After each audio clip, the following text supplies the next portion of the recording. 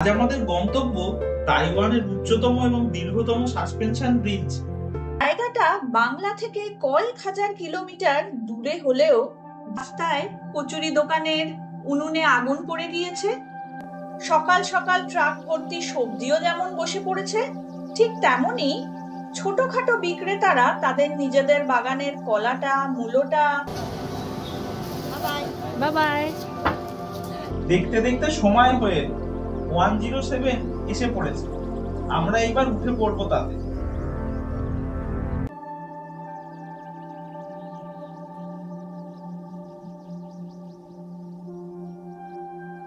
মেইশান থেকে বাস ছাড়ার কিছুক্ষণের মধ্যে আমরা ঢুকে পড়লাম তাইপিং শান অর্থাৎ তাইপিং এর পার্বত্য এলাকায়।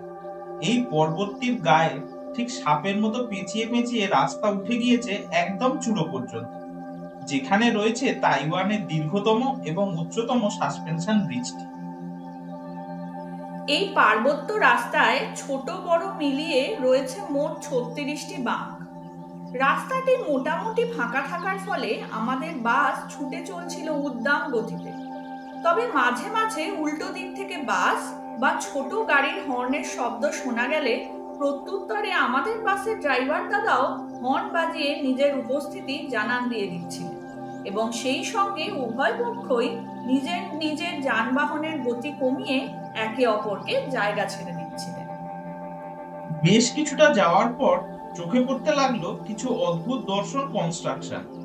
পাহাড়ের ধাপ কেটে কেটে এগুলো বানানো হয়েছে এবং প্রতিটি কনস্ট্রাকশনের সামনের দেওয়ালে রয়েছে নানান রকমের ছবি।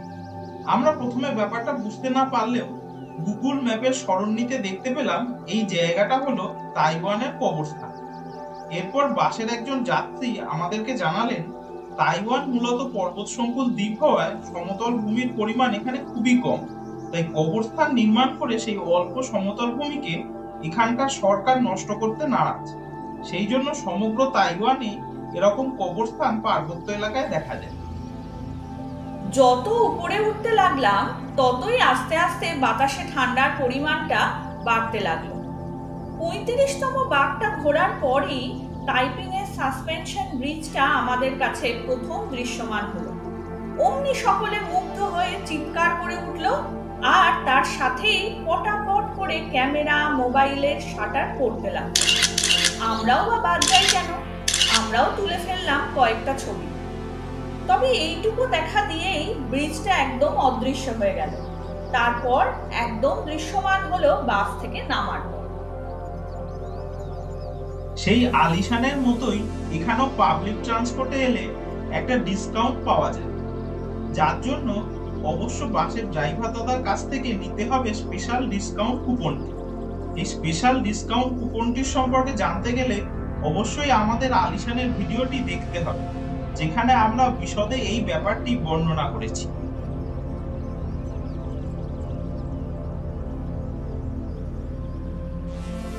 তবে এখানে রয়েছে এক ভয়ঙ্কর রকমের ডিসকাউন্টের নিয়ম, যা আমরা প্রথমে বুঝতেই পারছিলাম না।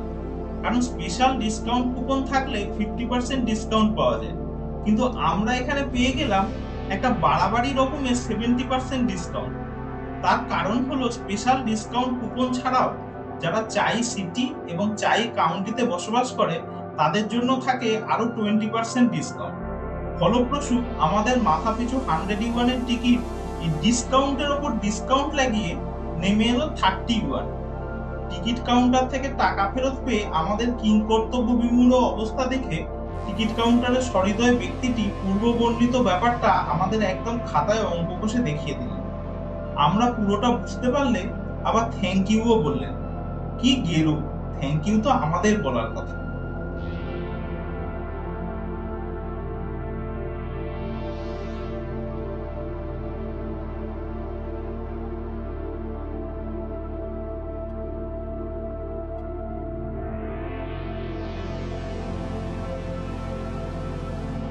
ব্রিজটিতে ওঠার আগে একটা সুন্দর ফটো পয়েন্ট পেয়ে আমরা সেখানে কয়েকটা ফটো তুলে নিলাম।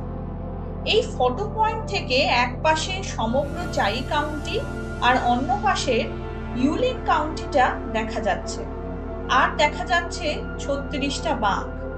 বাপরে, একদম নিচের গাড়িগুলো তো পুরো খেলনা। ব্রিজটিতে ওঠার আগে আমরা সেই মেইসান থেকে কিনে আনা সুইট পটাটো ফ্রাইড টোফু ও র্যাডিশ কেকের সদ্ব্যবহার করে নিলাম।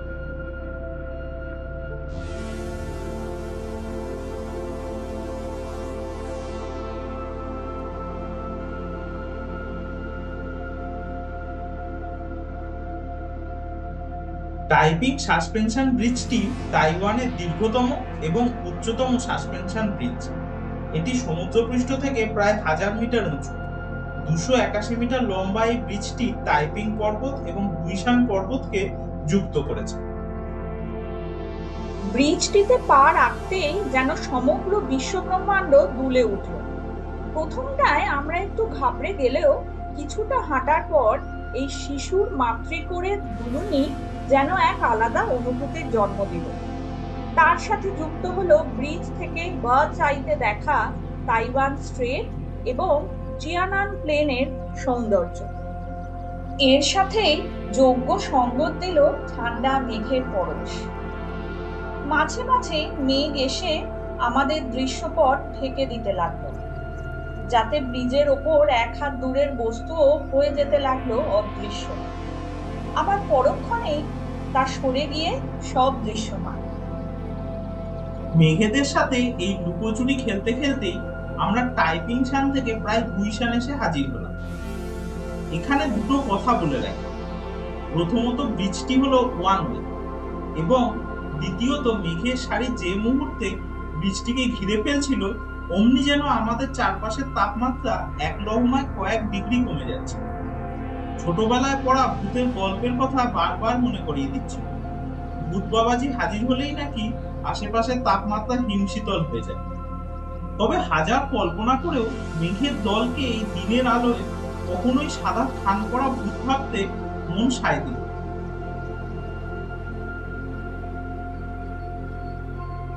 দিনের আলোয় দেখা শ্বেতশুভ্র এই ব্রিজটি রাতে নানা রঙের আলোয় সেজে এক অপূরূপ মূর্তি ধারণ করে, ঠিক যেন ডক্টর জ্যাকেল আর মিস্টার হাইড। তখন কিন্তু এই ব্রিজটিকে আর চেনাই যায় না।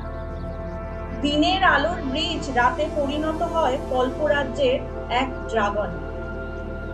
বিকেল 5:30 অবধি ব্রিজটি খোলা থাকে। তারপর 8 ঘন্টা পর নিজেকে নানা রঙের আলোয় সাজিয়ে এটি এসে হাজির হয় জনতার দরবারে রাত 10টা অবধি মনোরঞ্জন করতে। গুইশানে পৌঁছানোর পর শুরু হলো ট্রেলিং। এই ট্রেলিং এর পথটি প্রথমে ছিল খাড়া চড়াই। আমরা কিছুটা চড়াই ভাঙার পর একদম হাঁপিয়ে গেলাম। ইচ্ছে ছিল ফিরে যাই, কিন্তু হঠাৎ কি মনে হলো, ভাবলাম আর একটু এগিয়েই দেখি না। তারপর তেমন যদি আর কিছু চোখে না পড়ে বা শুধুই চড়াই থাকে, তখন না হয় ফিরেই যাব।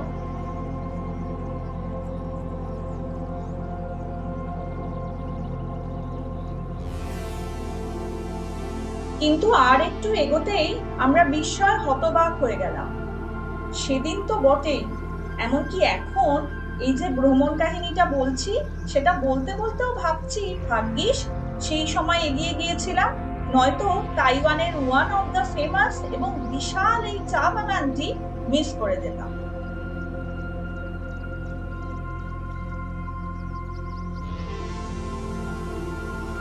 একদম সর্বোচ্চ উচ্চতায় পৌঁছানোর পর শুরু হলো উতরাই। এই উতরাইয়ের পথের একদিকে রয়েছে টাইপিং টি গার্ডেন এবং অন্যদিকে রয়েছে ব্যাম্বু গার্ডেন। পাহাড়ের ধাপ কেটে কেটে চা বাগান তৈরি হয়েছে। সেই ছেলেবেলায় ভূগোল বইতে পড়া কথাটা মনে পড়ে গেল। পাহাড়ের ঢালে জল দাঁড়ায় না বলেই সেটি চা চাষের আদর্শ জায়গা। এর সাথে এটাও মনে হলো, প্রথম যখন এটি ভূগোল বইতে পড়েছিলাম, তখন আমাদের সামনে বাড়ি জেঠিমাদের টালির চাল দেখে মাকে জিজ্ঞেস করেছিলাম, আচ্ছা ওই জেঠিমাদের বাড়ির মাথায়ও তো বৃষ্টির জল দাঁড়ায় না, ওখানে চা চাষ হতে পারে না? অবশ্য এটি শুনে তখনই মায়ের রাগী মুখটাও মনে পড়ে গেল। সব সময় তোর বাজে কথা। এরপর আর কথা বাড়াই।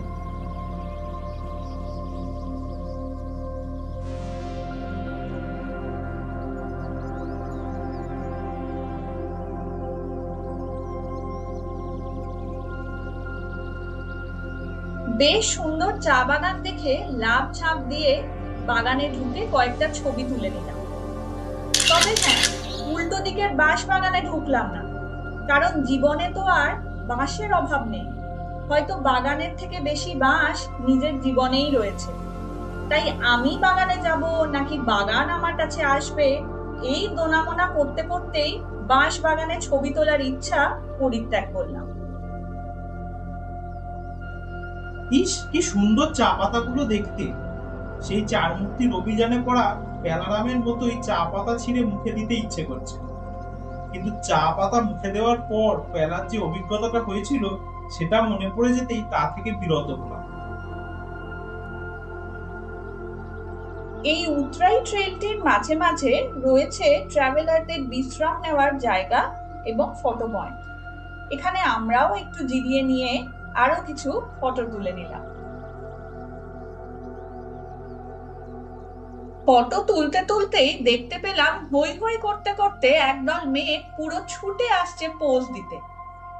আমরা তাদের ছবি তুলে দিতেই বিনিময় তারাও বেশ খুশি হয়েই আমাদের এতটা পথ হাঁটার ক্লান্তি দূর করে আমাদের শরীরকে ঠান্ডা করে দিয়ে চলে গেল। যাই, এরপর উঠে পড়ি। এবার আমাদের আজকের শেষ গন্তব্য টাইপিং এ ওল্ড স্ট্রিট।